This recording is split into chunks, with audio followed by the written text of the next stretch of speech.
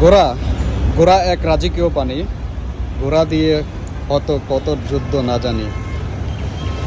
বন্ধুরা, ঘোড়া নিয়ে একজন কথা বলবেন, তিনি ঘোড়া লালন পালন করেন। আসলে চাচা, আপনি কিভাবে এই ঘোড়াকে মানুষ করলেন এবং ঘোড়া লালন পালনে আপনার কীরকম সুযোগ সুবিধা বা ঘোড়ার প্রতি কেন এত আপনার ভালোবাসা? পুরা নবী রসুলরা ভালোবাসতো, আল্লাহর উলিয়া উলিয়ারা। তারপরে মনে করেন যে এটি বাড়িতে থাকলে আল্লাহ রসুল বলছে যারা ঘোড়া পালবে তাদের খায়ের বরকত আল্লাহ দান করবে, আল্লাহ সুবহানাহু ওয়া তাআলা। আর এই ঘোড়া দিয়েই আমাদের সংসারের মানে কাজে লাগে, পয়সাপাতি কামাই রোজগার করি। এক সময় হয়, এক সময় হয় না। ঢাকায় এসে পোলাপান ছড়ায়, আনন্দ দেই, বিভিন্ন জায়গায় ঘোরাফিরি করি। তাতে কিছু পয়সা কেউ বেশিও দেয়, আবার কেউ কমও দেয়।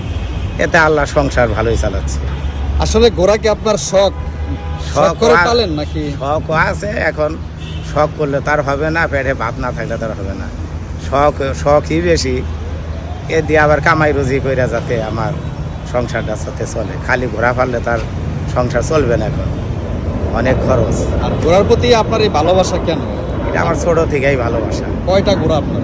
ঘোড়া তো এ পর্যন্ত 25টা ঘোড়া পালছে। কয়টা? 25টা। এখনো 2টা বাচ্চা আছে। আর একটা ঘোড়া ছেলে এমনি আমার কাজ করতো, বিক্রি করেন ঘোড়া? পরে এমনি দিয়ে দিছি। পরেও আমার 12,000 টাকা দিল সস্তা। জানাব একবারে মাগনা নেন না কেন, আমরা গরিব মানুষ, তে আমারা লেখাপড়া করে, তাই আপনি 12,000 দিয়ে দিন। আপনার তো ঘোড়া তো জানি ওই রেখে টাকা। তা আপনার নাম কি কাকা? আমার নাম সুলাইমান। আপনার দেশের বাড়ি কোথায়? টাঙ্গাইল।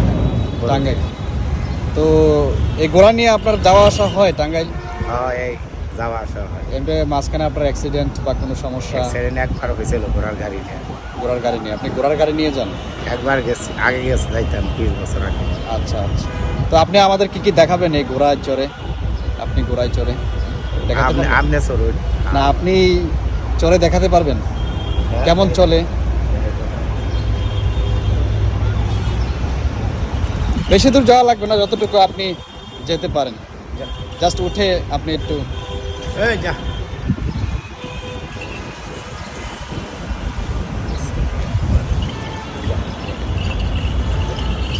এই যে দেখুন সেই ঘোড়া, যে ঘোড়া দিয়ে যুদ্ধ হতো।